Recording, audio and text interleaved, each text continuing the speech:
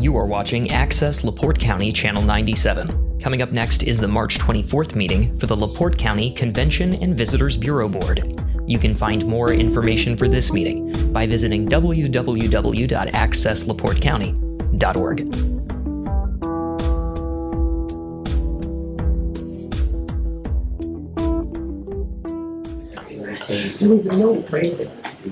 Okay, I want to call to order the March 24th, 2026 meeting of the Board of Managers for the LaPorte County Convention and Visitors Bureau. May we have the roll call, please? Mike Schultz. Present. Adam Konechny. Here. Martha King. Here. Laura Krantz. Here. Don Babcock. Yeah, man. Pat Harris. Here. Becky Greenlaw. Here. Diane Gonzalez. Present. Rich Grimmerosa. Present. 100%. 100%. All right, are we awesome or what? Well, good morning and welcome to our March meeting. Are there any public comments at this time? Anyone?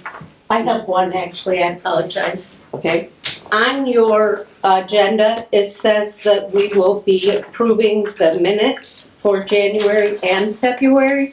We approved the January minutes last month, and the minutes do reflect that in the February minutes. So just an error on the agenda. All right, we'll make that adjustment. So then with that in mind, we'll ask now for the motion to approve our February 2026 minutes. So moved. Second. We have a motion by Rich Grammarosa and a second by Martha King. Any discussion, questions, comments, corrections? Hearing none, those in favor say aye. Aye. Any opposed? Okay, motion carries. Okay, for my report this morning, is Dan gonna be with us? Robbie will be filling in for Oh, Dan. Robbie, okay. So are we gonna do an update today for our? Yeah, under old business. Under old business. Unfinished business, sorry. Okay, so I'm gonna defer my report then down for old business. Treasurer's report. Okay, so we're approving January and February financials today.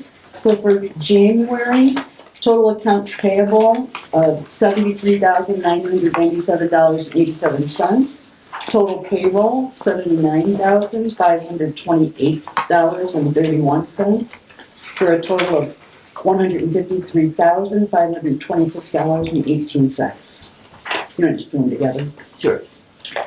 So for February, total accounts payable, $176,271.37.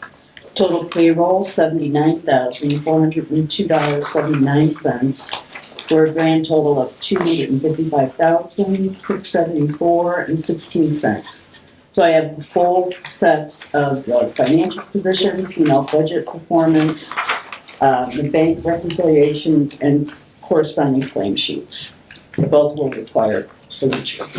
You all had a chance to review this ahead of the meeting, so at this point, I'm going to ask for a motion to approve the financials for January and February of 2026. I so move. Second. We have a motion by Laura Krenz and a second by Diane Gonzalez. Any questions on the financials at this point? Anyone? Hearing none, those in favor say aye. Aye. Any opposed? All right, motion carries.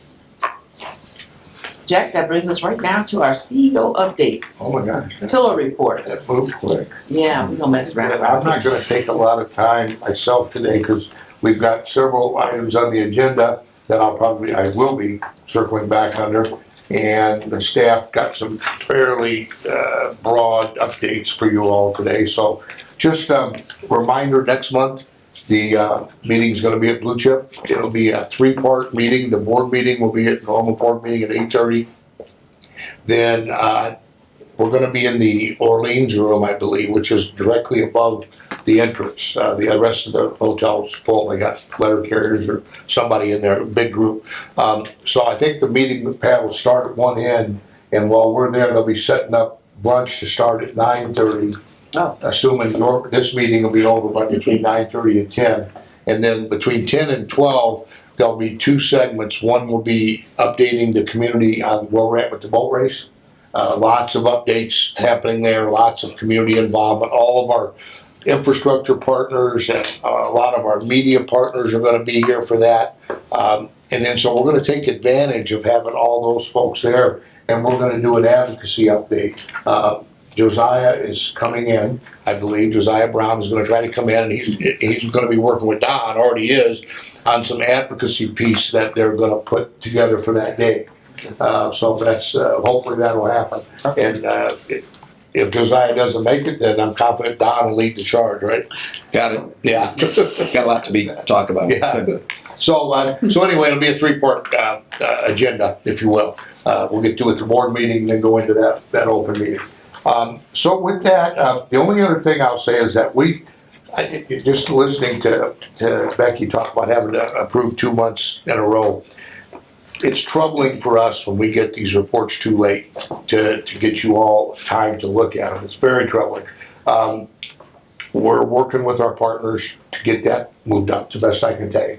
It's not an easy process. There's a lot of moving parts to this, but we want to make sure that we have stuff on time and accurate. And Gail's going to go into this. I don't want to steal all of her thunder, but what we did was we did a lot of digging, trying to understand why some of the reporting coming back from AFS wasn't quite in line with what we thought it should be. And we found several reasons. One is there's some things that we need to go back and change, just the posting, whether it got posted the year before or the year after, or whether it just got posted in an account that it could have went 1 or 2 or 3 ways. The big thing we found was AFS had made a few mistakes also. So there's a combination of things there which kicked us off into this. Don actually jumped on it first and saw the report coming in at the end of last year and said, Jack, what's going on here? And so we took his advice and we moved into some of the items that you're going to be talking about later on the agenda today. So that's kind of what's behind that, but we're working hard at it. So Gail, under Finance Administration, would you kind of update where you and I are at with this now, please? Okay. In addition to your normal reports that you have in front of you, you have this nice big one with yellow on it, so you can find it and I can try to keep track of it. The report, as you're scanning it, shows totals for the same period of time during 2025 and 2026. In this instance, it's January through March 17th of both years. So those are the first 2 columns. And then moving across the column headings, you'll see the report then compares our year-to-date actual expenditures, cash, from a cash perspective, against the yearly budget. And then I break down the budget, total budget, to what it would be expected to have paid 2.5 months into that full 12-month budget. And as Jack said, we sometimes receive the official financial reports very close to the date of our board meetings. So that doesn't give a lot of time for Bill and I are constantly reviewing payables that have gone in, making sure everything got posted to the right line item, looking at other things going on. Sometimes a posting can very legitimately go to a couple different line items. So we make those decisions, but there is overlap in the time that you all are looking at the reports as they're presented, and that's what you vote on. Our official financial reports as presented and approved, 99.5% of the time, approve them on time. Once in a while, a posting hit the wrong account, so it will show accurate in the following month.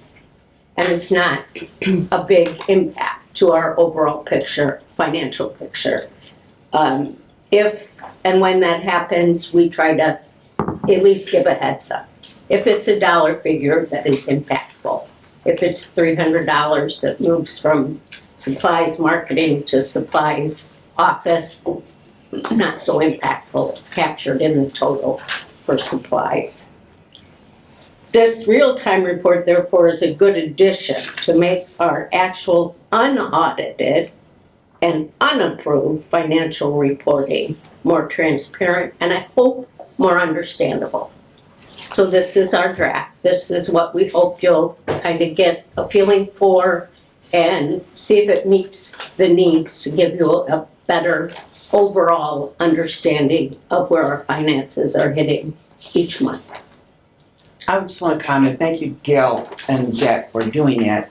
And I want to encourage board members to, like she said, it's a draft. So at this point, give her some feedback on this, her and Jack and staff. Give feedback so that we can have the full board's participation. The board does have a fiduciary responsibility to the organization. So this is one of the areas where you can really help staff with all your background and your expertise in your different areas to do a really good job of handling the budget and our finances. So just some encouragement to you all to do that.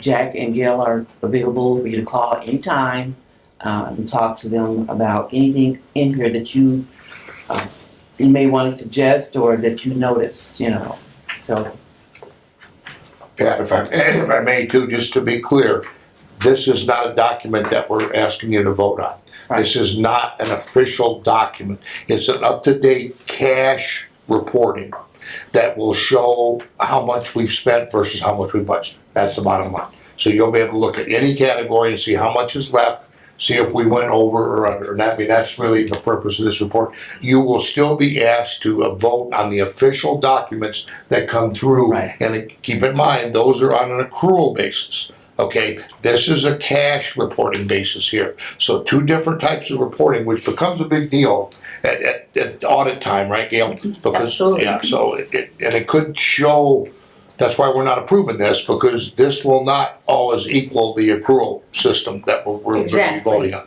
And just to be really, really clear, an example of that's not wrong, it just is. We generally pay for, we always have just very basic expenses that are paid in December, but they bleed into, paid in January, but they bleed back to December. NIPSCO, water bill, all of those very, inconsequential for the most part on dollar amounts. But then we have things like our NITDC branch bills us for our partner expenses, which is $41,000, and we generally pay that before the end of the year for the next year. And that's a timing issue. But in an accrual report, you'll see that. In a cash report, it's not as reflective because it's not pertinent to our current expenditure. So that's one example, but as you become more comfortable looking at the report, you'll have questions that go along with that. Yeah. Another really good point is our lease payment. Like where we create a bill at the beginning of the year to account for like our lease on the accrual report, it shows the entire lease as a bill that it has to be paid. So it takes it off that bottom line for the budget. Whereas a cash report only shows the payments made to date. Right. And That's actually, a really big. Yeah. what Bill's speaking of would be seen on the balance sheet Yep. as an asset because Right. we'll be paying that over the period of time and then drawing down on that total in actual expenses through the same year. Yeah. So thank you. And as we worked through this, it became real clear that there is nowhere in any stretch of the imagination any problem with our cash flow or with our profit and loss at all. The issue in my mind now as we work through this is just cleaning up the reporting and trying to work with an outside company that doesn't always get things here quite on time. And that's kind of why we're here, right? And yes, it's why we're here, and Bill and I greatly appreciate what Jack has spurred and led to make us very accountable to the management of the budget, while also giving just a real what we believe is a clearer picture of what happens during the month that we're looking at most closely. Don? So, well, first of all, Gail, thanks for the good work on this. I think it's really important for the board, as Pat mentioned, to understand the financials. And I'm assuming that your cash basis does tie back to the accrual method. It So- ties back, So you can get from one to the other. The numbers in the cash thing have a basis in the same expenses and revenues that come in. One is on the accrual basis and one is on a cash basis. But the basic data that goes into either one of those is consistent on both sides. is. Right, so that's important thing. yeah. Another thing that I appreciate them doing this with is we have a couple of big line items, and I think Pat's going to talk about those in a little while.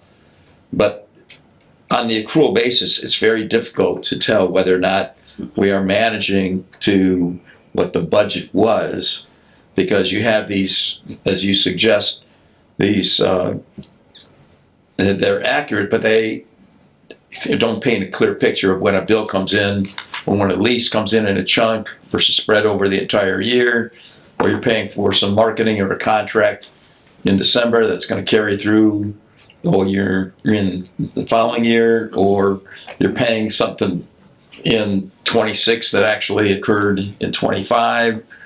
But the cash basis should allow us, as we look at how much money we're going to spend in a particular area, whether or not we're hitting the number or not. And I think it's going to be easier for us to, I guess, I don't mean this in the wrong way, hold the staff and leadership accountable to what we said we were going to do during the year. And I think, even getting back to your communication piece, Jack, it's important and incumbent upon all of us to have a good, solid understanding of the financials and feel very comfortable beyond the audits, beyond the representations, that we feel good about where we're investing our dollars in whatever the events and activities are. So thank you. Any Okay, other comments so- from board members? Oh, I'm sorry. Any other board members on the finances? Okay. Do you feel a need? I was going to just briefly go through what each of the columns captures. On which document? The, On the the cash? cash. Mhm. yeah, why don't you just briefly go through that for us, Gil? Column A, obviously, is January to March of 2025, so we have a comparison between that and column B, which is the current year for this same period of time. Sometimes that should be almost exactly the same, not always on a cash basis.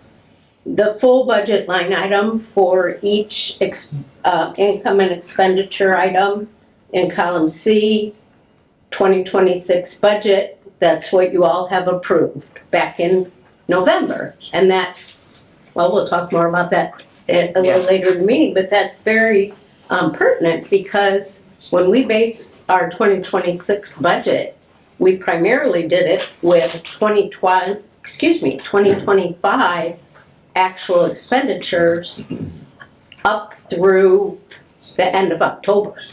We hired people, we had many changes that occurred between that date and January 1st. And all of them have been discussed, but it is pertinent to look at that budget line item with that knowledge. So then I broke down what I'm looking at the very first line item, gaming tax income. The expected on our budget was $350,000. If you divide $350,000 by 12 and then multiply it by whatever term we're in, and this report in your hands is about 2.5 months, you come up to the $72,917. We don't get gaming tax or any income tax from our county on a set schedule. We have general understandings of when we'll get November's monies that came into the state, or directly to the county, but they vary.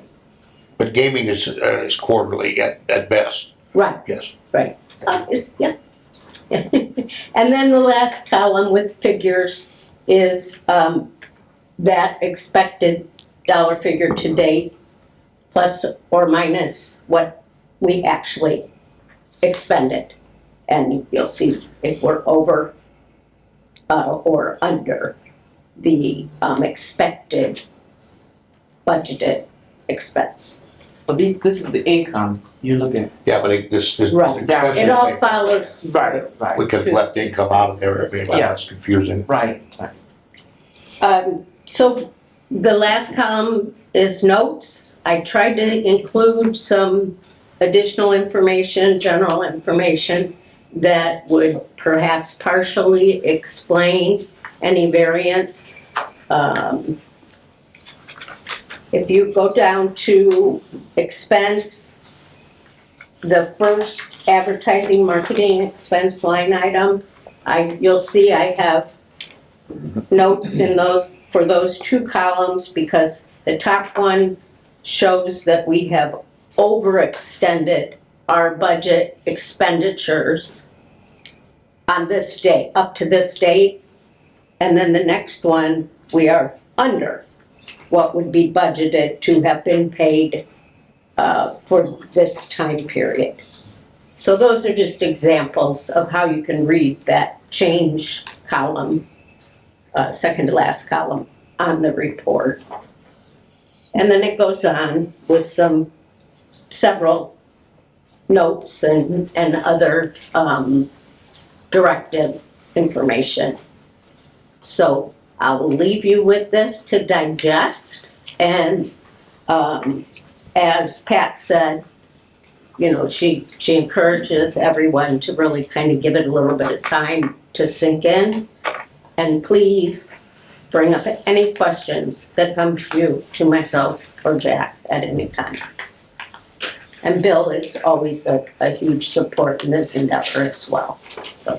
Yeah, I really like on the income side. So, for example, you got your gaming tax at $350, innkeepers at $2,700,000, and then you've got and it relates to some other expenses, because last year we had the discussion relative to the NITDC management, and that, you know, one of the questions from the board was, well, we're spending this money to invest in it, but we also have this revenue side coming in from this thing, and that's the $300,000. Mm-hmm. And similarly, you had a good year last year relative to income generation from the Grand Prix of $170,000, which in the past, that number was pretty small. So again, kudos to the management of the race to try to drive that number even higher relative to offsetting our expenses, because, you know, there's competition for every dollar we spend here, and if we can get more revenue, it makes it easier for us to take on more things. So, And I would project that the January to end of March figure for Great Lakes Grand Prix income is going to significantly increase from the $20,300 that you're seeing right now. I know that there is income coming in daily almost. I mean, especially, well, the Millers, we'll just say the Millers are working 24/7 and bringing in really good sponsorships and vendor dollars. And Jack, of course, has a lot of conversation and personal face-to-face impact on those dollars going up. So we'll be happy when that's really noticeable as the months go on. Right, thank you. If I could recommend, where you have the 800,000 and for the Great Lakes Grand Prix in LaPorte City invitation of 290, that's red. The reason it's red, I Yes, see because red it's going to, in the whole to me. No, I'm sorry, it's on the agenda today to be changed. That's why it's in there. It's another subject, but so that's why she Okay, put. because when I see red with numbers. Yeah. it's not when you see red with numbers, you see red. Yeah, it won't be read after today either way. That's a good question. Your attention, we did. Thank you, Mike. Okay, We'll just make sure we take the red out of the printer. I can do that. Well, just an asterisk would be fine. Okay. Thank you all.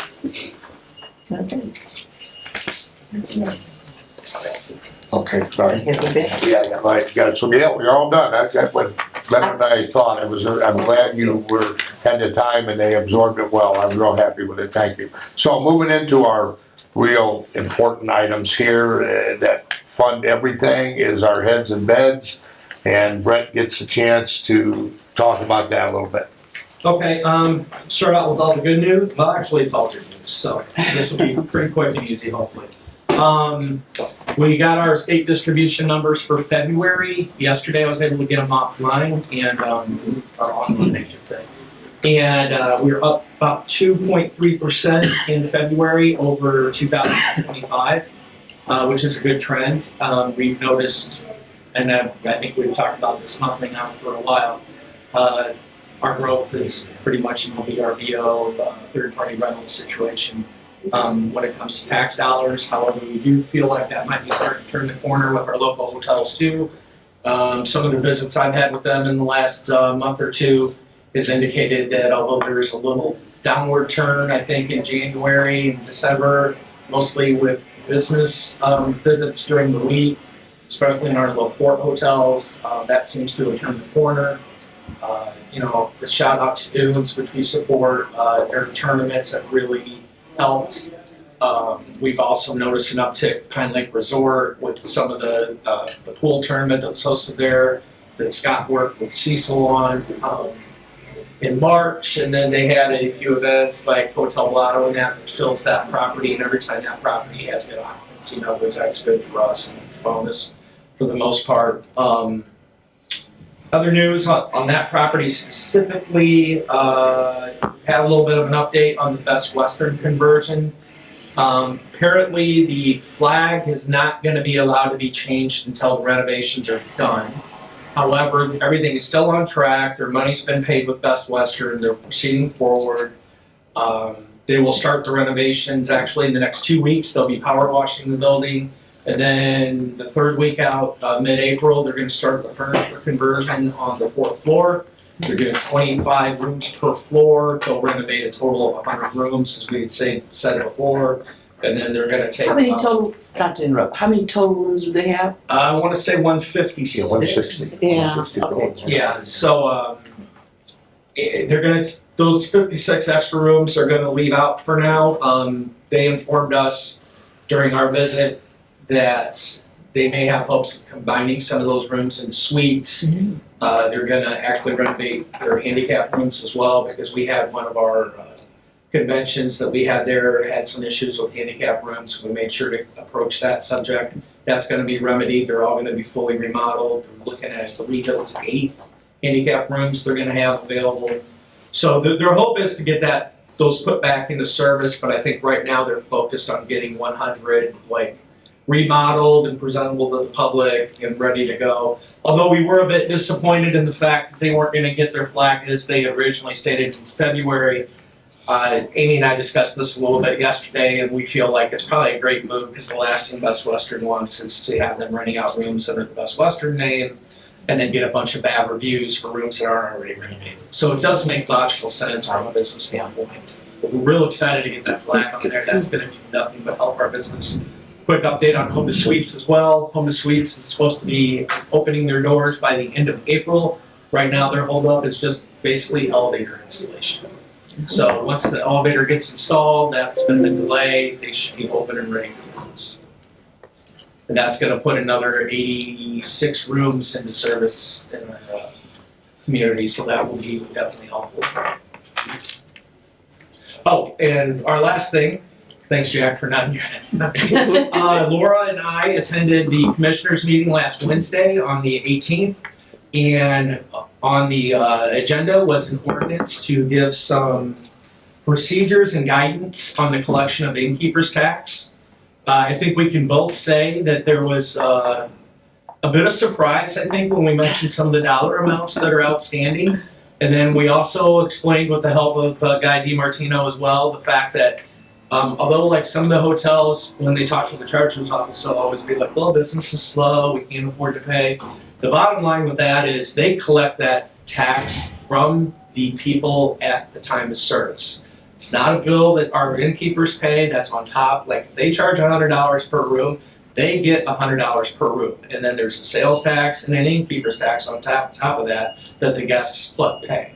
So that money's collected and it's expected to be remitted to the county or the state, considering on which way they pay, and then over to us, the following, by the 20th of the next month, basically.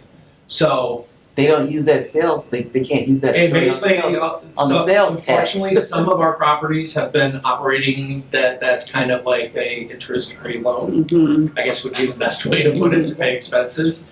And the Treasurer's Department and ourselves and the commissioners are all in agreement that that should not be the case. It was nice to hear Commissioner Hollifield and Commissioner Haney both understood.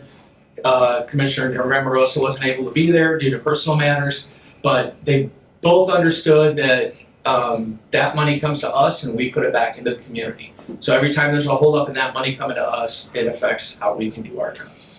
So if there could be an accrued back bill from them that we go after, right? So, I mean, it isn't lost if they don't pay it.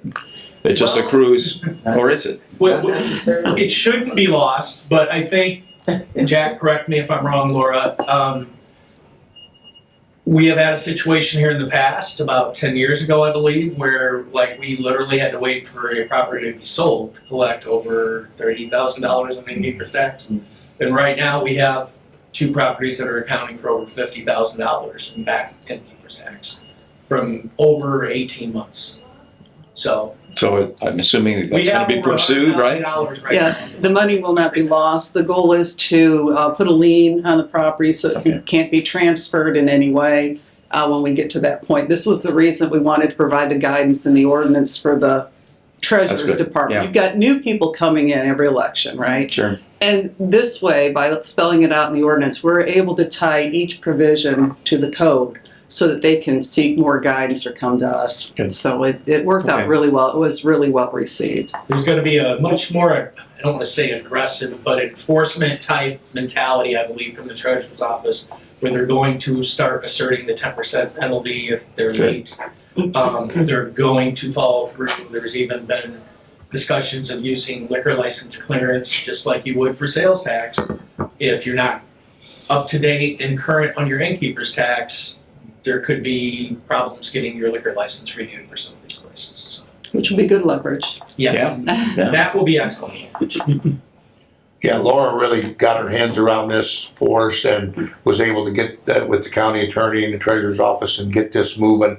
It's been a process. I'm so happy that now we're going to be able to attach the properties properly, the way it's supposed to be, and be able to hopefully get that money back before they can move on. Agreed. Yeah, so- And if I may echo what Brett said, it was really nice to introduce the commissioners to the idea of a trust tax.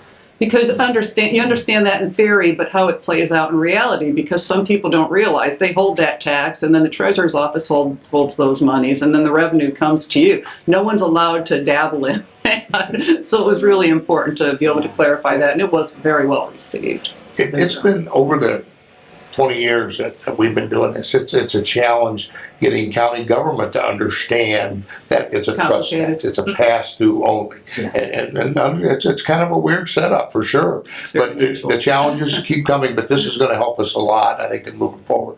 Well, and provide comfort to the Treasurer's Department, which was really important, Yeah. because they're afraid to overstep. And now that they have the guidance and the clarity that they need, I think that it's smooth sailing moving forward. So, Laura, are you enforcing the ordinance then? I don't have legal authority to enforce the ordinance, but the Treasurer's Department does. She's just providing legal guidance. Yeah, but if there's issues in the treasurer's office, you may not know. I think there's issues in every office, If this is especially a people who don't. pass-through, how often are you getting it? Because we invest monies daily, and you're probably not getting the interest on it.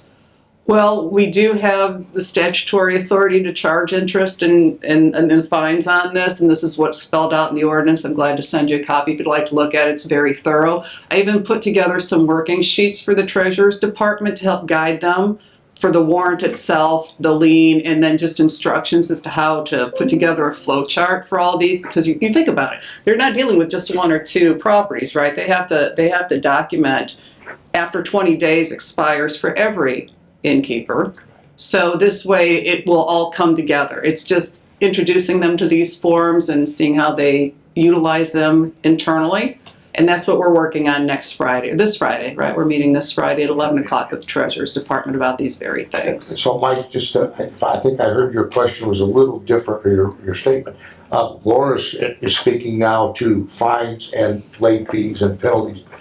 The money that we get every month from the Treasurer's Office, I watch it really close, Brett keeps me updated, it doesn't sit there at all, okay, at all. The reporting we got from the state was yesterday, okay, that money will be here a few days. Probably about 3 weeks. Yeah, okay. Because what happens is, Jack, I don't mean Yeah, no. but what happens is the state distribution, when it comes to the county and they receive it, then the county takes what they collected in the state distribution.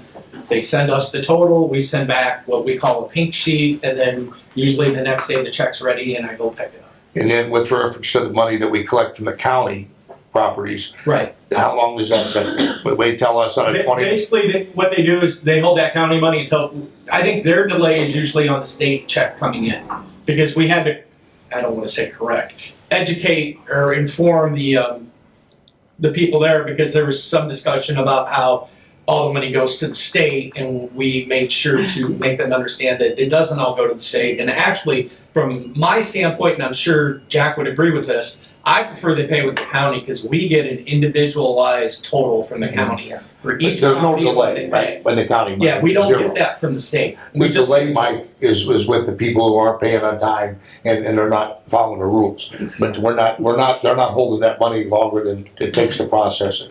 As soon as they get that state check, Mike, they give us the total and then we process it. One of the things I was doing is asking for the county totals so we could try to get them to you right away. And what we've discovered is checks kind of trickle in until the state check arrives. Like a lot of people are paying after the 20th, which is the cutoff. So say December innkeeper's tax is collected. It's I think it's the ST 103 is due to the treasurer's office by the 20th of January with the check payment. And then they get us the total, Kelly and the treasurer's department does. And then they're waiting for the state check to come in to cut one check to us for innkeepers for the month. So the delay is in the state check coming in. So you're talking about liquor clearances that they may be withheld. Is that statutorily, is it in the statute? Because it used to only be, you could only withhold on personal property. Well, that's, They would come and say, is your personal property tax paid? That was the original, but now personal property is going away, but does the statute also refer to other taxes as well? I'm not sure. Laura and I weren't really involved in that. That was like the treasurer's office giving us that information that they were gonna, and I believe it's because it's tax. Just like the Department of Revenue can say, if you're not paying your sales tax, you're not getting your liquor license. I believe they're viewing the innkeeper's tax the same, but don't quote me on that because it don't work for the treasurer. the statute does give them the same authority as the Department of Revenue. So this is why they're exploring the idea of exercising that as an option. And in all cases, we won't have that option. There are some hotels where they're not selling alcohol, right? So Yeah, it's, most. it's not always Most going to don't, be. but, like some may be operating a restaurant in it, and then I'm like, generally the liquor license would be in the name of the hotel owner because it's much easier to get a hotel permit than it is an actual liquor license, and it's a lot less costly. Does it also give this board or the treasurer authority to negotiate? Because on sales tax, when it's owed, and I believe we had a hotel south of town here, they owed a bunch, and they negotiated a settlement. They didn't get all the sales tax, which I find erroneous, because like you said, you've collected it. So basically you've stolen the money. Well, yeah, You keep don't that in have to mind. pay. In our ordinance, we specifically spelled out a provision where all recommendations are going to go through this board. Yeah. I didn't want any politics to enter into this where we're going to waive these fines and fees without our authority, because that can really, especially when we're talking about somebody who's deficient for months at a time, right? We've got one account that's really overdue. So in that circumstance, it's really easy for somebody to say, well, we might want to forgive that to expedite this, but that has to run through this board because we're the fiduciaries. And to buttress what you'd said before about the liquor license, keep in mind that there's a felony provision for failure to pay a trust tax as well. So it ties into that too. So I think that will respond to your question about the liquor license. There are certain levels of enforcement that we can exercise, not us as this board, but the department, the collectors of the tax can exercise. And my personal experience with liquor licenses is if you have, first of all, they're up for renewal every year. And if you go before the liquor board, if you have any type of lien at all, okay, then you will not get your liquor license re-granted. And that makes good sense. And I mean, I held a liquor license for many years, and that we had to deal with that. And we've had it here. Brett alluded to the fact that one of the properties sold several years ago and owed us $30,000, and we were at the table during the closing before they could sell that business. We got our money, and then it moved on. Same thing with the liquor So there's no risk. It's just a matter of time. enforcement.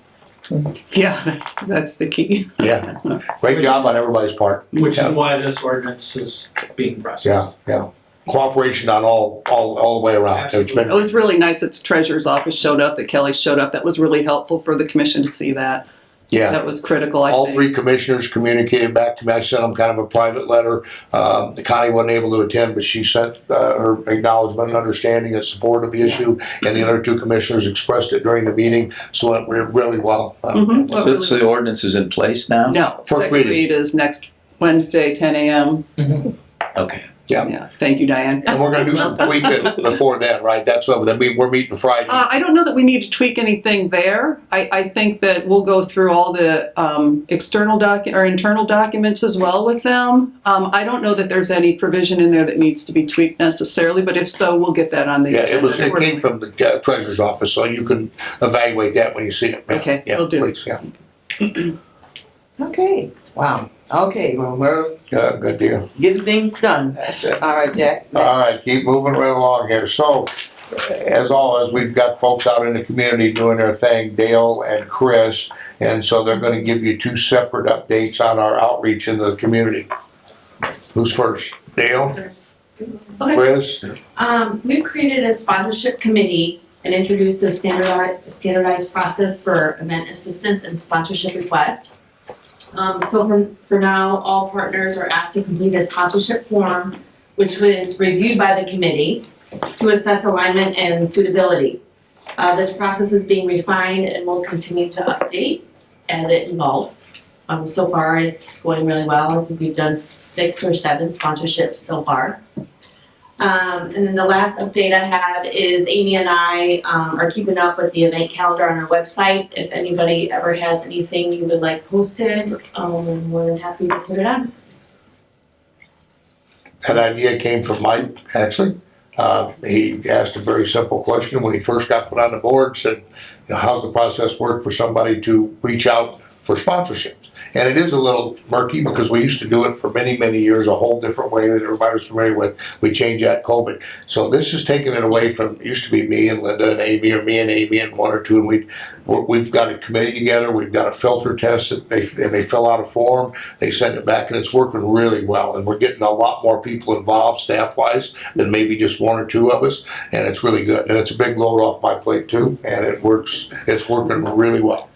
As long as you don't spend all the money this quarter. It's Amy's fault. Because everybody's out there. Well, you're going to be like NIPSCO. You're going to be like Blue Chip. Everybody thinks that there's tons of money there, right? And from NIPSCO, Blue Chip, and us. But the case is, we'll run out soon, so be careful. Can I ask a question? Yeah. Then? Because some of that is budgeted. Like for the Agricultural Association, there is, I think, Correct. 10,000. Is that separate, or do we have to request increments of the 10, or do we just get the check for the 10? It's separate. It's separate. The ones that are earmarked already on the Like budget are separate. This is primarily set up for quality of life, quality place line item that has $40,000 into it. And then her South County line item, which has 20,000. That's where the bulk of these are coming from.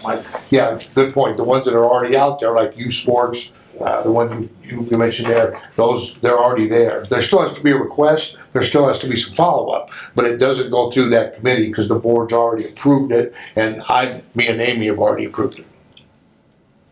Because I'm still somewhat a little confused because the Agricultural Association asked me to check on but I brought up the Queen, 4-H, and maybe there was some other that they'd use for a rental of benches but I was told that the 4-H was being asked through the extension office. Oh. They sent a letter in for that, and that was like $5,000, I think. Yeah. And the Queen is usually 5,000. So is the 5,000 in the 10 in our budget, or?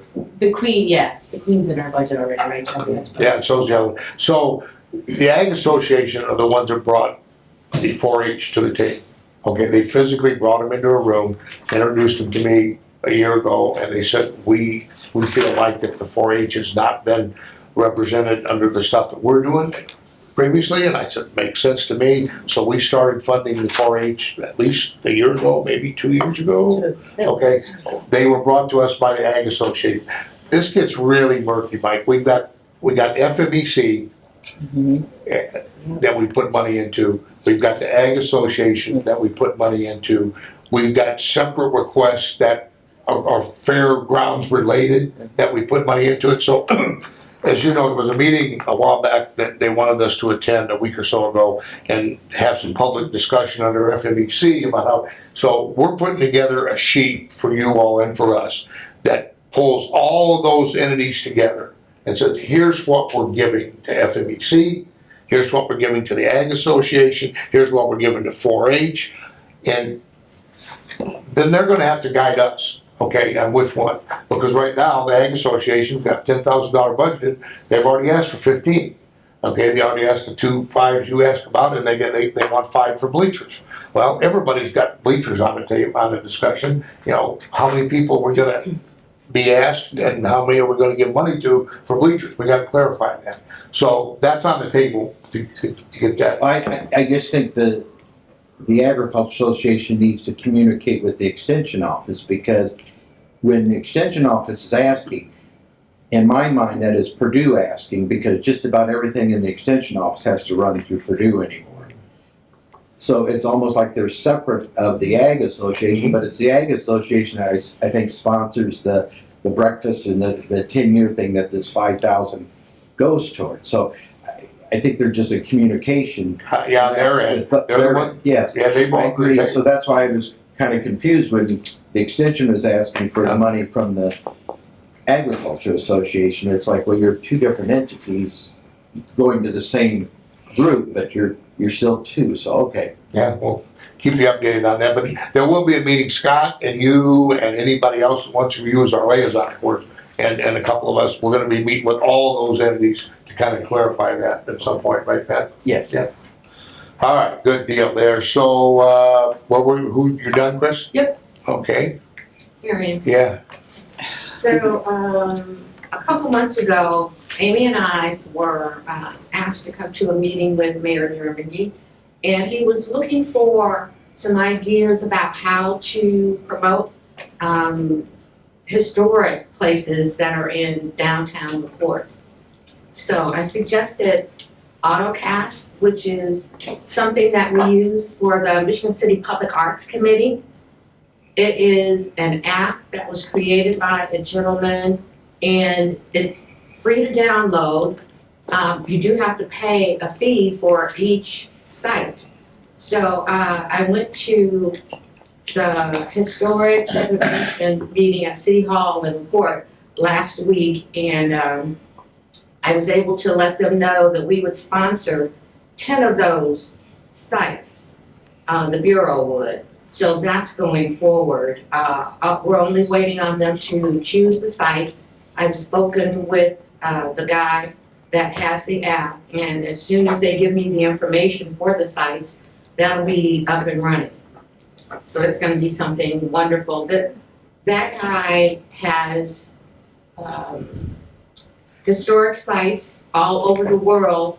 You can download that app, and you can, when you turn it on, if you walk past it, the person starts speaking to you over your phone about what that historic site is. You can do it from in front of that building, or you can do it from your couch. It doesn't make any difference. So anybody, anywhere in the world can look at what's going on in downtown LaPorte. The Michigan City Public Arts Committee is celebrating Michigan City's 190th anniversary this summer by building what's called LaPorte benches. We are going to commission 15 artists, local artists, pass that way. And we're gonna build these benches and then have local artists paint them. And it's going to be something that's patriotic. That's the thing. And then I went to 15 businesses in downtown Michigan City and asked them if they were interested in having a bench in front of their location. We want to get their buy-in before we just go pop a bench in front of their business. But they were all extremely happy to do it. And so that's going to start in June, and we're going to have them there until October. We're going to do a 5K run through Michigan City, and it's going to end up at Millennium Plaza. And then we're going to take the benches to the old Lighthouse Museum and have kind of a festival there for the end of the 5K. And then we're going to auction off the benches to make money for the Michigan City Public Arts Committee so we can sponsor more art. I was invited to a meeting about Fetter's Alley. They're going to have a all-inclusive playground and fitness park.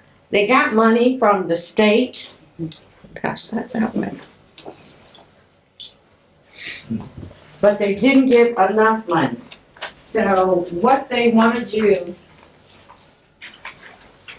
at the park is have a nature-themed tower, a fish climber, an entry plaza, dragonfly sculpture, a play pier, a sensory garden, an accessible dual zip line, a fitness park, a walking trail, a picnic shelter, swings and spinners, merry-go-round, and a foxy gym. What they mean by all-inclusive is people in wheelchairs, people that are blind, they want to have a sensory park, so they'll have Braille there. The work is supposed to start sometime this year, probably around October. They will do as much as they can with the money that they got. But one reason I'm talking about it now is because they need to raise another, I believe, $750,000. So this is an ask for anybody that knows anybody that would like to donate money to the park. It's going to be a wonderful place to visit. I believe people will come from all over to visit this park. There's nothing in our area like that. We know Washington Park is a fabulous place to visit, but we want to finish this park. So if you know anybody that can donate anything else to the park, please do. That's all I got. Who's spearheading this? Which group or? It's Washington Park, the park department. Shannon Eason. Yeah. You know, they may want to contact Bethany Church in LaPorte, because when they put their inclusive playground in, they got a ton of grants from the state of Indiana. Bethany lives in- Yeah. Bethany on G Street. Kerry Garland, Yeah. but they got a lot of grants from I think it's a housing authority or something from Didn't they do Indiana. Was it crowdfunding or something where there was a 50-50 match? Something, but Dollar for dollar match? they got some fairly large grants, and they're an all-inclusive park. Right, just to add a little bit, so Congressman Urban has got some federal money for this. Also, the city council just approved, I want to say 600,000 Tuesday night, or last Tuesday. And I'm expecting them to make a formal request to the Tourism Bureau for some funds too, because lines up with what we're trying to do with the boat race and other things. So this is a destination park, and it'll be a fabulous attraction for LaPorte County. And it will be high tech, if you will. You know, we used to, you know, you spread some wood chips and sand around the swings and hope nobody gets hurt. Now, this is all rubberized. You know, you can fall 5 or 10 feet, probably still just get a couple of nicks. Yeah, but, so it's supposed to be very high quality. It's another point of quality of life, place making things, and I think it fits with our mission. We'll see how it fits with our budget. Ed, awesome, great job, outstanding. Oh, one more thing, sorry. Sorry?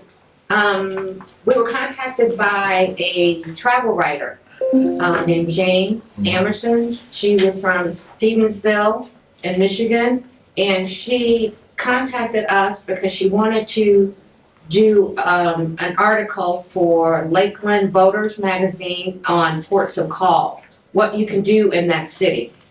So I agreed to meet her. She wanted to go to Barker Mansion, but they were closed. So I called them and I got us in, but I suggested that we go other places that are near the lakefront. So we also went to the Old Lighthouse Museum, and they were closed, but we were able to get in. And we also went to the Lebesnick Center for the Arts and got a fantastic tour. So that meeting was wonderful. Her and her husband are going to come down for the boat race, so they're extremely excited. So this is a new destination for her. Her eyes were open, weren't they? Yes. She was shocked. Yeah. That was a great. She enjoyed it.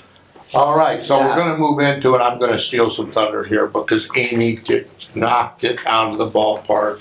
I am so proud of this document that we have here. It's just what a snapshot of what we do. It's so professional, and so I mean, I literally get goosebumps every time I see this, and I've seen it a million times. We've been proofing. Is that your recording? So Amy, you're up. Yeah, that's why you get goosebumps. That 10-year-old picture. Yeah. 20-year-old picture. Very good. I was wondering who it was. It's probably closer to 20 years old, yeah. Good catch, Mike. Yeah, so I'm just gonna go through it really quick. So again, this is the 2025 community report, basically the annual report that we put out every year. The first couple pages, 2 and 3, are pretty standard. Letter from Jack, innkeeper's tax, tourism's contribution or economic impact to LaPorte County, as well as state tourism.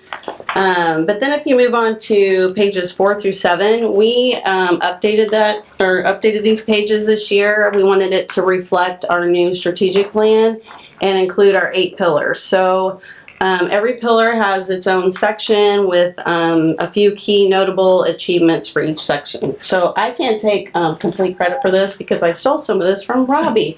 You're going to see some of this from the end of year pillar report that he's going to provide. So basically I took a lot of that data and just pared it down for this document. So It's okay anyway, to borrow. I borrowed. I didn't steal. Well, Robbie and I are. I'm very impressed. I haven't really consumed all this yet, but I'm impressed that the way you've laid it out to align with the strategic plan. Yes. So that because we want to make sure we're following through on that and we're keeping the community updated.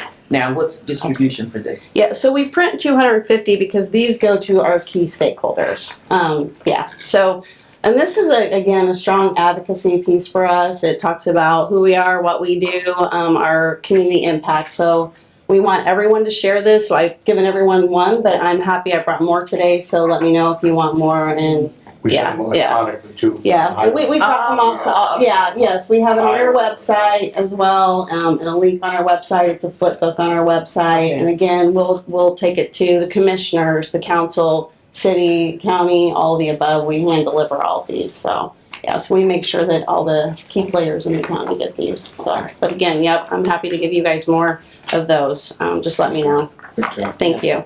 I'm glad you guys like it. So, another real quick thing, we talked about our new partnership last month with Region Sports Network that launched March 1st. So we're really excited about this. They stream girls and boys high school sports across Northwest Indiana on multiple platforms. So the social channels, YouTube, Instagram, Facebook, all the above, as well as their website and their link to the IHSAA website as well.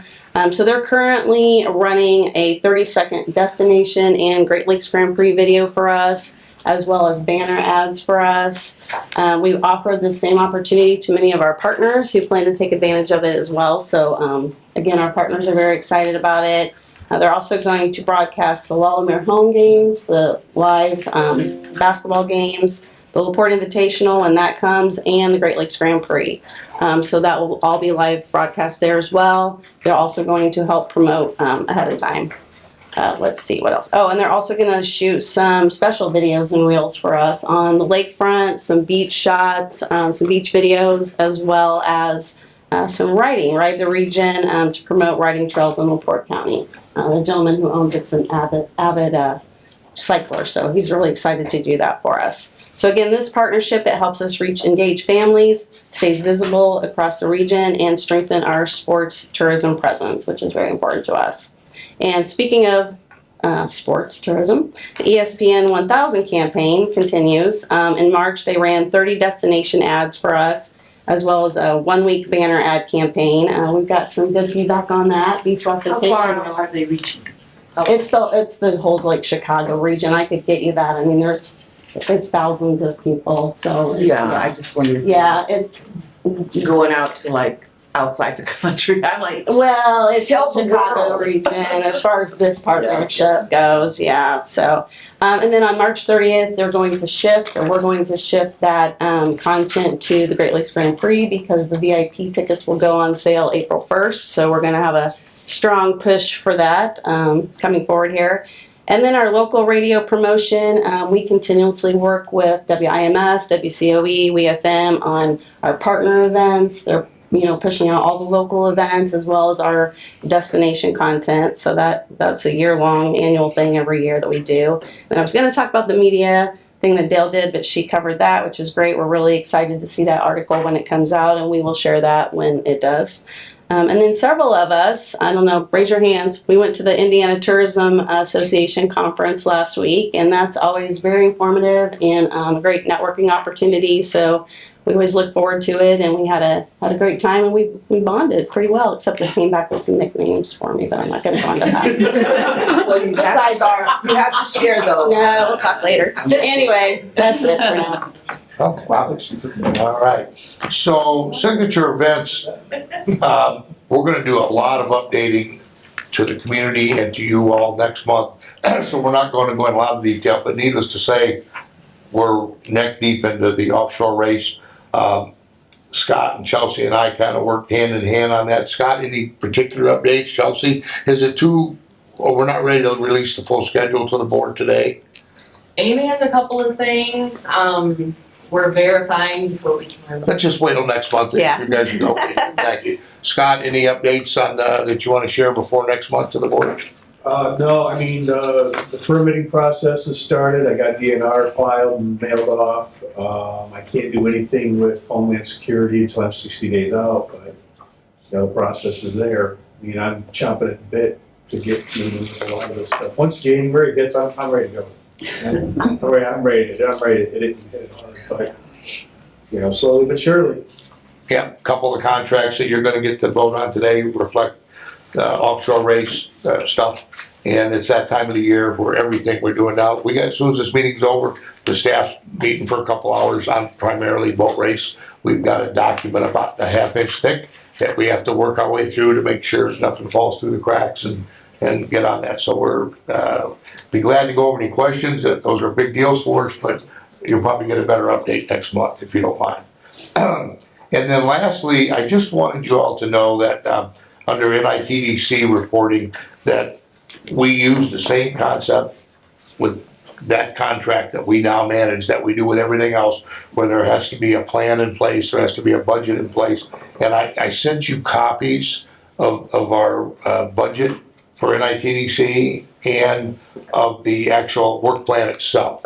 And I'm not gonna go over it now, just read them at your leisure, look at them. I just wanted you to know they were out there. We'll be sharing that same plan with the advisory board for NITDC and our member partners. But it's a big deal for us, as mentioned earlier. It's a $300,000 income line item for us. It's a big deal, and we're real happy to be honored actually to be managing that regional contract here. So please look at that at your leisure. I won't bore you with going into it right now, but it's out there for your consumption. So Pat, I think that concludes my report. All righty, thank you. Very good. Good stuff. Okay, our advisory committee is not present today, so we won't have any updates there. Did Angie share anything with you as far as blue chip that needs? Not with me. I don't know if she did. Doug didn't come in. Okay, she's on vacation, so she didn't give me any updates. Okay. No, sorry. All right, we'll get that maybe at the next meeting anyway.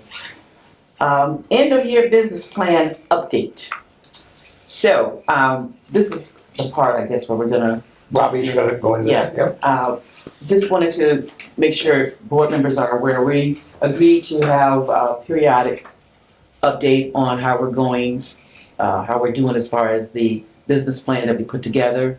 And so, we've asked Dan Barris and Robbie and staff to come up with a reporting period on the highlighted items that have been accomplished and maybe any areas that may have a challenge that's presented. So I'm gonna turn this over now to Robbie to give us the update, the official update. Okay, well, my report's not nearly as pretty as Amy's, unfortunately. You stole my thunder there. But, so we're approaching the end of year report. We were kind of caught between two minds. One, we wanted to make sure we get credit for all the great things we did here as a bureau. But the other time, we want to make the document digestible. And so when we put the first document together, I think it's great. It really lays out everything we did, but it's 27 pages long. And we thought that might be a bit thick for people to get through. So what we decided to do is kind of create two different versions of this report. One is the 27-page report. Any of you will send, if you don't already have it, we'll make sure you have it after this meeting. You can go through it on your own time. And then the other is a 6-page executive summary. We don't have them. No, just because they were 27.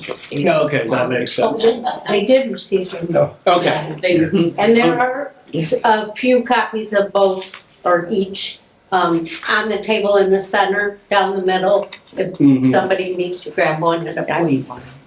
So yeah, one is labeled executive summary, and then the other one we didn't bother printing out to save trees. But so that way you have both. So if you want one, you want a quick snapshot of what we're doing under each pillar that really focuses on the initiatives that we accomplished, that executive summary does that. But if you really want to look in and dive into each pillar and remind yourself of what we were trying to accomplish and how we went about accomplishing each one of our goals, that's in the 27-page report. And since this year we're kind of new at this is our first kind of crack at this end of year summary. We kind of want to look at these two approaches, get your guys' feedback on how you receive it, and then we can kind of adapt it going forward, after this year. But yeah, so please take the time to look through that. Let me know if you have any questions, concerns. We're going to start working on the 2026 plan. We already have the rough draft in place, but now we got to send it off to all the different staff to make sure everyone's pillar is completely accurate. And so hopefully we'll be able to share the 2026 plan with you guys next month. But that's all I have on my section. So you're going to go next month into more detail, is that my understanding? No, so for the end of year report, I've sent you two. One's the 27-page report that has full details laid out, and then the other one is the 6-page summary you have in front of you right now. So you can kind of, well, that's the NITDC one. Yeah. The one you talked about, But yeah, and so then you have the two to choose which one you like better, and then we can, evolve from there going forward. But next month we'll have the 2026 plan for you to review and look at. Alright. Built on this, built on. Yeah. Right, I got it. Alright. Anybody have any questions, comments, feedback? Okay, again, I'm gonna encourage you, this is our plan, so we definitely want to, look this over. And, I would, again, I encourage you to have some feedback for Robbie and Dan to go on, in order to develop this so that it's functional for us as a board to review and know what things are being accomplished, if there's challenges in any area or whatever. So we need to really make sure we digest this as much as possible. Okay, this moves us right into our new business items. We have three things to look at today and actually approve. So we want to start off with our offshore title sponsorship agreement. Yeah, sure, Pat. Yeah, Chelsea and I'll be glad to take this one. First of all of the documents that you have today have been approved by Laura. She's went through and made sure that they met all of the requirements needed to get them to this point where you can look at them for consideration. As what you'll never receive a contract recommendation from me until Laura has worked through this. So specifically, this is the title sponsorship agreement. Now, we were in the last year of that this year.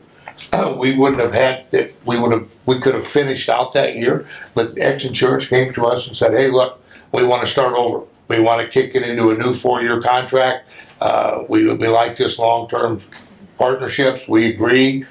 Once you get a brand out there, it really, the longer you work it and the more it's out there, the more successful it is, of course." So he's pretty smart in doing that. So we essentially said, okay, let's work it up. We took almost the exact same language, just moved it into, we started the 4-year contract this year moving forward. Now, Laura, any comments on that or anything? No, that covers it. Yeah, it's pretty simple, the pay schedule's in there for the 4 years.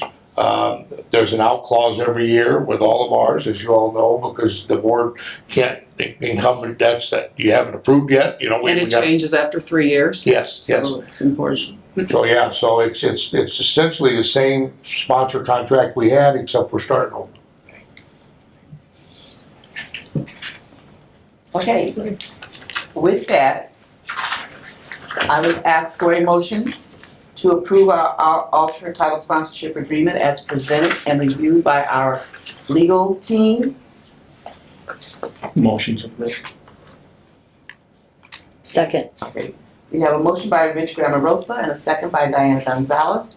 Any questions, comments? Hearing none, those in favor say aye. Aye. Any opposed? Motion carries. Okay, next, Jack. Indiana on tap Brew Fest agreement. Yeah, so it's almost a similar situation. You had a contract last year that the language was really close to this. Chelsea actually identified some areas where we could recoup more money in the ticket sales than we had been. So we set out with OnTap, and I would give Chelsea a lot of credit here. She not only figured that out herself, she pretty much handled those negotiations with OnTap herself. And they agreed to the new concept. So Chelsea, give me a number, how much we saving on that tickets? So it's laid out kind of in chunks on how we paid for last year. It was the first year, we didn't really know how each entity was gonna handle. We were running our event within an event versus they run standalone events usually. So just kind of how everything was gonna work together, wasn't quite sure on the first year. We had given them the rights to all 100% of the ticket profit. And we paid a $3,000 fee for them to run the event. As we worked through it last year, when I spoke to them this year, I went through, they normally handle the ticketing platform for their own events that they run. Well, we're handling our own ticketing platform, just because of how we send out our VIP badges and that sort of thing. So we're not only creating it, but we're also managing it, as well as a lot of the times for their events, they are doing the marketing, where we'll be putting forward the marketing, they'll just be sharing it. And we handle a lot of the infrastructure, so they're usually responsible for tables and tents. Well, we already have those, and the porta potties, and so there was just a lot that we kind of went through and discussed, and came to an agreement that we would still pay the $3,000 upfront for them to provide the vendors, the alcohol vendors or non-alcohol vendors.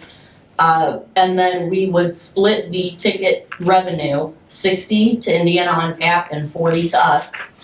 And then we are also, last year we had picked up the stipends to those vendors, which was $8,500 max on our end, and Indiana on Tap would cover the rest. We renegotiated that to where it's gonna be a 50-50 stipend.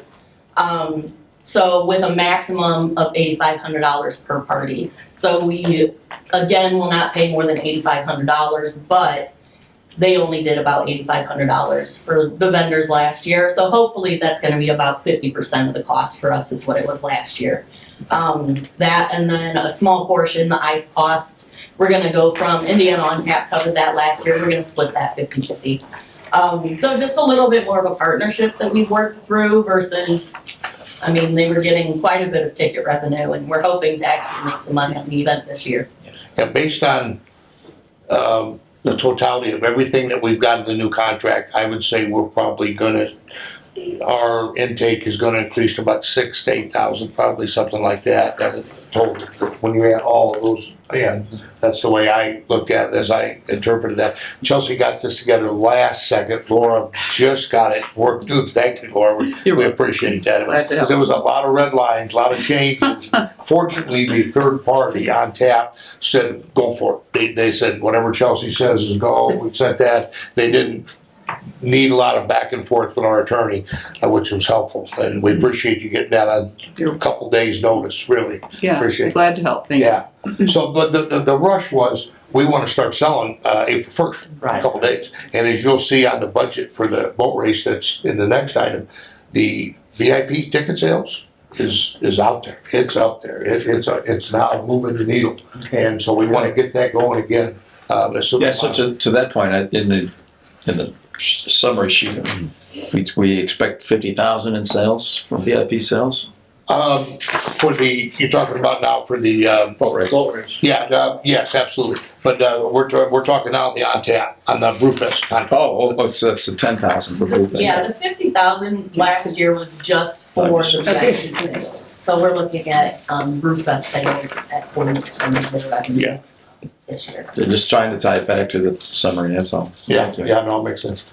So, I think good summary there. I think it's, just for up to you guys now to move it on. Okay. Anybody have any other conversation that they need to have on our agreement with Brewfest? With that, I'll ask for a motion. So moved. Second. Okay, we have a motion by Becky Greenlaw and a second by Mike Schultz. Any other questions, comments, concerns? Hearing none, those in favor say aye. Aye. Any opposed? Motion carries.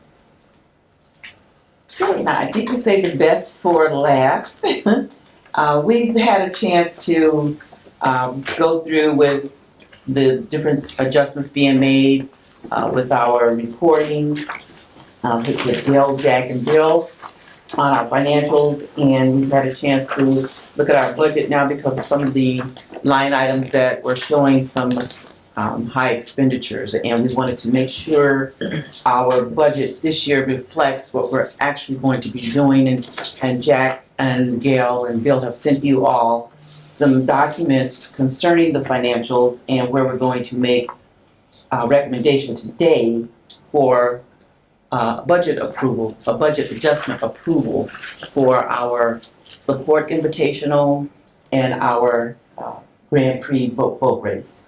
Those two line items, we want to make sure they reflect more accurately what we're going to be spending this year. And as you know, those two events are still in the growth stage. It's important that we continue to invest in these events in order that they continue to grow so that we can continue to have heads and beds and people coming to the community and spending money in the community to help our businesses continue to be productive in selling their products and services to visitors and residents, and just making sure this visitor economy stays strong in LaPorte County. So we have those two signature events that we really need to make sure we're covering and making sure we're supporting them in all ways possible. So the one thing we want to do today is, as you've seen and had an opportunity to talk with Jack, and I know that some of you have, about the adjustments. You have the breakdown of what those expenses are. You have a chance to look at those. We're showing them up here.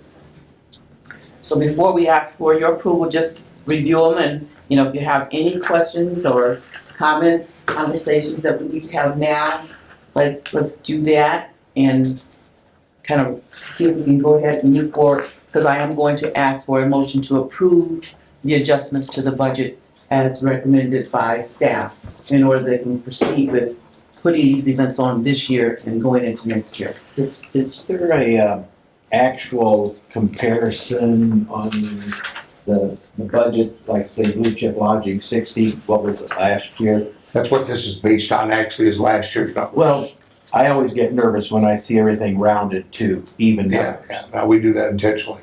Well, I know you do. It dumbs it down for some of us. Yeah, but, so those are awfully close then to what the actual expenditures were last year. They're aggressive, yeah. I mean, you weren't expecting to, well, you need to increase that by 10%. Any of these were, I don't wanna say in the red, but, A lot of them the were. flyover may have actually cost us 4, or may have also cost 1, so there's an increase. Yeah. I mean, that's, So this all really ties in with Gail's presentation earlier too. Right. None of us were happy with the numbers that came to you all reflecting the end of '25. They were completely unacceptable, okay, in my eyes, and they should have been as a board member's eyes, okay? We've talked through it a lot. There was several different reasons. Things were posted correctly. They weren't reported. AFS had several big mistakes. But the two things that stood out, and Don brought it up, and he asked me to actually start this process and send it to the finance committee, and it was a great suggestion, that the two line items that are glaring, that we've under budgeted in, that caused us to be overspending versus budgeting in '25, were these two items. Okay, for sure. They just keep growing and we just keep under budgeting. And it doesn't get fixed unless we fix the budget. And that's the easy way out. And when Don suggested, I said, wow, that's great. I mean, thank you. That's like a Christmas in February, right? You're telling us to go ahead and fix the budget. So we did what we haven't done before, was we sent out a budget that reflects what we feel will be the expenditures for this year's race. And we also sent out, in the case of the offshore, we've got a pretty good income projection we can talk about, and I think it's important that we do. And I alluded to that earlier. Under vendors' fees, we're going to bring in over $20,000 this year. We could bring in $30,000. We got some pretty good plans set up to increase that quite a bit. VIP sales, that was actual for last year. That's how we're doing great in VIP compared to what it started out, years ago, and that's gonna grow substantially. We just approved that sponsorship fee. That should include I'd be surprised if we get much over 100, 120 on that total sponsorship fee, but we might. Chelsea's been working hard at it. We got a couple out there that there are a couple of big ones actually that could come, but that's pretty factual. The golf outing, of course, that's a wash because we give most of that money back, but it's still a good community event. Brewfest, we think will make 10 grand this year, which is really cool. And that's attributed to the work Chelsea did on that contract you just approved. And then, of course, the 25 million that the race brings into the community that we don't see. Okay, and so and on that note, I want to make sure we understand when we're talking tourism and bringing visitors in, It's not just the bottom line on our financials. That is very important. And we've been very responsible in that way because every year we've shown growth in our balance sheet. So that, as a board, we can, sink our teeth in and say, yeah, we're fiduciary, our fiduciary responsibility is being upheld because our balance sheet is growing. But, as I was discussing earlier with Don, we have to make sure that the community is also impacted. So a lot of those dollars that we're spending, is going back into that $25 million to the community. And that's what's, to me, very, very important also. So when we're looking at that, when you're looking at balancing that out, you gotta make sure those things are, to me, both in place. Mhm. As I look at the boat race specifically, we don't talk about it a lot, but I think Brett came back to you all last August and said, guess what? We set the record in the history of LaPorte County CVB for innkeeper's tax, reflective because of the offshore race. Am I not correct in that, Brett? Yes. And that's been the case every August just about because it reflects the income. We don't talk about that a lot. We talk about it being a year-long innkeeper's tax increase every year, but the bulk of it is coming right from that boat race. Yeah, you're not only talking about filling the hotels, but you're talking about a 25 to 35% increase in the amount they're charging for each room as well. So. Yeah. Yeah, it's very important to the community. And I don't want to skip over the invitational. Can we put that budget up for a second, please? It's not near as large a budget, and we don't have the income level at all yet with the invitational. You got to remember that's a three-part animal that we're in with Lalu, the city of LaPorte, and us. So we're just now became part of that contract a year ago. So we're inching I'm trying to convince the other two entities that they don't have to make money on this event. It's a community event. The Civic's broke and Lowmeyer didn't have any money, so they're all working trying to get money going. But as our goal is to put stuff out in the community, so we know that's a big hit. The budget's no big secret there at all. We did, because of Brett and Chris and two or three others that got involved in it, Chelsea, we revamped the way we do VIP services, and we probably saved how much money? About 70,000. Yeah, that we spent versus the year before. That's a huge number in this because we took over the VIPs because essentially we're the ones that were giving them all out and ferreting them out in the community. So we were buying VIPs from ourselves. And we said, now we got to stop this. And the city of LaPorte was making money on it, and Lowmeyer was making money on it. Each of them about $35,000. We said, guys, this isn't proper. It's not a good business model here. We've got to clean that up. And so they agreed. They agreed, and we cleaned it up. And that was so 35 apiece, I think, because they took a haircut on that. And we got it. And the city of LaPorte still gets the opportunity to sell VIP tickets and make money from it. What we basically did was agree to pay for all the VIP catering, etc. And then, but we're not purchasing the VIP tickets anymore. Which we saved $70,000. Yeah. So yeah, Has the group looked at ways to maybe increase the income on sponsorships? That seems kind of low, but I don't know. So Brett, tell me if I'm wrong here, but as of right now, Mike, I think the contract doesn't give us a lot of leeway in selling a sponsorship. No, the city of LaPorte and La Lumiere secured the sponsorships, and then that money is used to help pay their expenses, and then part of their profit and loss. So what we've The only done, thing we did, and this was a great idea by Jack, and I believe Chelsea put this together, is they went out and found a sponsorship to help pay for the tickets we purchased to help kids and students throughout our community go to those games. Before we were picking up that entire tab, now we found, I think this past year, they were able to get Graph Auto to come in and give us $5,000 That's toward what that, and the yeah. city of LaPorte and La Lumiere agreed that that was okay to do. But to Mike's point, it's been a little confusing whether or not the CVB could even go out and ask for or retain sponsorship dollars, the way the contract rule was written. We weren't even part of it. Now that we're part of it, and this is a moving target with the conference, with Nike and everybody else, but it's my understanding now, moving forward, if we get a sponsor, somebody falls out of the sky, we pull one out, we'll be able to retain those sponsorship dollars. We don't have to split them with the other two entities. That's the way it's gonna move forward, which is that's the way it should be. Because are these teams coming to Michigan City to stay, some of them? All of them. They all stay in Blue Chip, and that's where you see, Mike, up at the top of that, the team lodging. That's our part of this. We pay for all that's that $160,000. We pay for their meals and lodging at Blue Chip. That comes right out of this budget line item, correct? And team transportation too, we pay for. Yeah. Because that's what I was looking at, to maybe increase the sponsorships over in Michigan City. I mean, not so much LaPorte, let them do what they want to do, but hey, you're coming into Michigan City looking for people over here, those that are coming here to stay and then going back over there to play, maybe doing something more local over here as a sponsorship, saying, hey, look at us, even though we know they're playing over there. I don't know if there's studies or anything, how many from Michigan City basketball fans are going to LaPorte to watch these games? Or are they getting basically just LaPorte fans and maybe some county fans? You know, that might be interesting to look at. Yeah, I see Robbie. Where's Robbie? Yeah, well, Robbie did that. The number of attendees is not ever gonna move the needle, because the gym only seats so many, only seats a couple times. So what is it? What's the number? 1,000?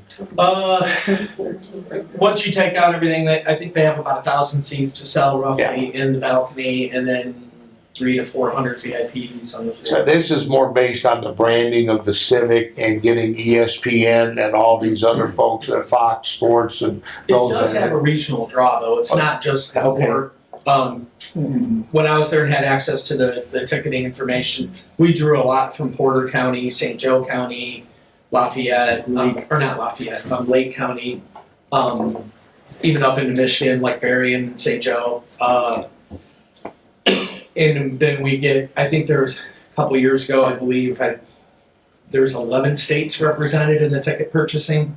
But you're usually talking about blocks of 20 to 30, some of the followers from the teams, that kind of thing. It's a regional draw. The big thing I think Mark and the mayor are trying to work on is trying to increase our draw out of Indianapolis, out of Fort Wayne, out of Chicago, which is where I think the ESPN 1000 hopefully helps us a lot, especially with the Chicago. We got a lot of great ideas. We went to the tournament date, and a couple of us, Bill and I, and a couple of us went and learned a lot, and we're going to kind of broaden out and try to expand a lot more as we go on. So, Chelsea, could you get up the budget prep document, please? So all this comes together with a request to modify the budget to basically be accurate as we can with our under budgeting and get it up to what we think we won't overspend. That's the bottom line. That's what we try to do here. So there's 3 numbers that will change, and they all are in red, Mr. Mike, which they should be, okay? And those are the 2, and then the bottom line on the budget itself, you see it over in the right-hand corner. From Gail and Bill and I agree fully that we've got plenty of money. It's not the money, it's just a matter of getting a budget out here and following it to the best we can. Because we've not done the best job with that, but understandably. I mean, it's this thing has grown and grown and grown, and sometimes we're chasing our tail a little bit, trying to figure out what to pay for. But that's the best we can do at this point in the year. And that's the recommendation of the Finance Committee, I believe, Pat, right? Absolutely. Yeah, okay. So Jack or Pat, can I interject a couple points? Sure. So number 1, thank you for doing this. I've been looking for this kind of summary for a while. So, because I agree with Mike in terms of I continue to think that not just budget management, but I think there's opportunity on the income side on both events for us to do things. And also, just having one big number in the budget is hard for somebody on the board to figure out what's being spent where or what. And this breakdown really helps. I'm hoping that, and I'm not suggesting we need to have a report every month relative to how we're doing on these, but I would hope that at the end of the year that we have the same breakdown with what we spent in 2026 to see how well we did in our actual budgeting process, and I think that should set us up for 27 Yeah. also. Don, let me interject. You should have it every month now on Gail's cash report. Okay, so you'll have these items broken down on that? Absolutely. Okay, great, okay. So But that, it'll have the one line item. yeah, that's my point. But So we'll that- break this one down for you too, if you'd like. That's easy. Well, I don't Yeah, I don't think you necessarily want. need every month, but at some point. But we'll have the totals for the offshore race, how much we've spent and how much we've got left to spend every month. You don't have to wait till the end of the year. Yeah, that's what we Okay. talked about, Jack. Yeah. We talked about, when I talked, we were having another column on that sheet that shows the actual. Yes. Yeah. Okay. But anyway, that's helpful. And then on the broader sense of things, I think it does, as we understand these big ticket items, affect our decision-making process as a board. What else can we take on or not? Because we get these requests all the time. So you got the destination playground, you've got an arts initiative, you have some South County interests, the bleachers, and these things are coming here. And right now, we have a really good balance sheet. Now, one of the challenges with the recommended adjustment to the budget is that, at least based on our planning process, this is going to increase our budget spend up to more or less the income coming in, very close to it. So over the years, we've been increasing our balance sheet because we've been underspending relative to revenue. At least that's why the balance sheet continues to improve, and it gives us some flexibility. So this, assuming we approve this budget, we will be spending pretty much right up to our projected income.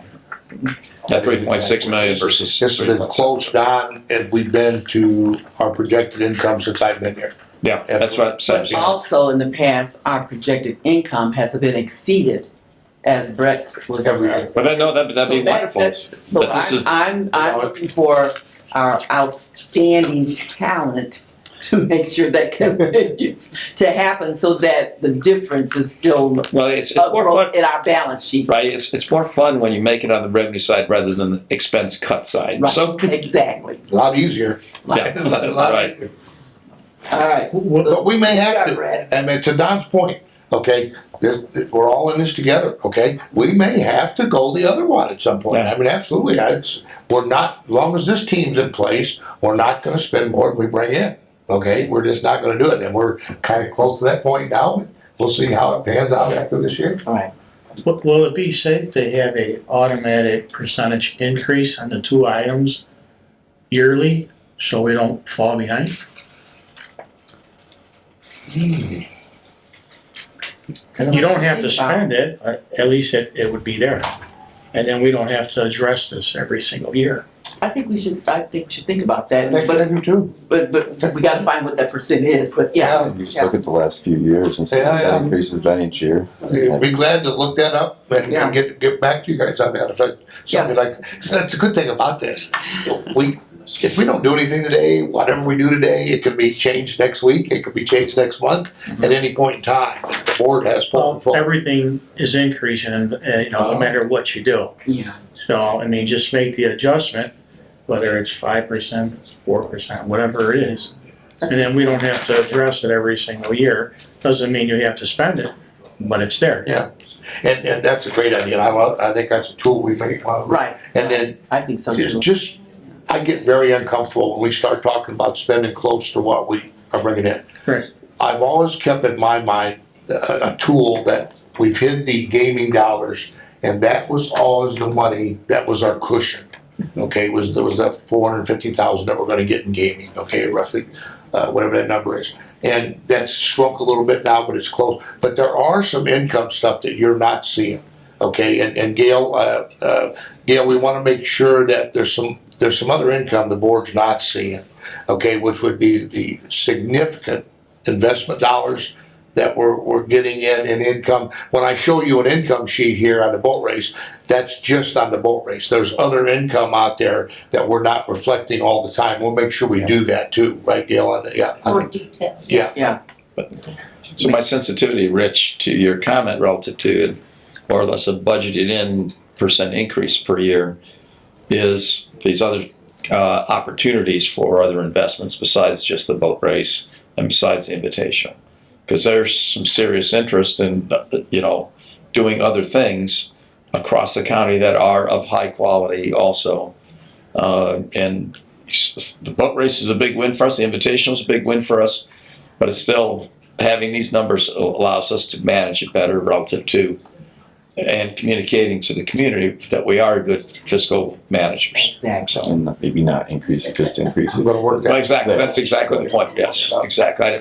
So what are you sharing, Adam, that, Oh, I said it just maybe if you have the automatic increase, you just might be wanting to spend it every year because it's there, right? Sure. If it keeps increasing every year, maybe we're spending it unnecessarily. Yeah, so, well, that's and where then, we come and in. other, That's where we come in. Well, you just, you don't want to get in a situation where, planning the races and something comes up, a new vendor or some sort of attraction, and all of a sudden, well, we don't have the money for it, but, we would actually yield, a return from this event, but if we don't have the money to invest in it, Yeah. then you're losing.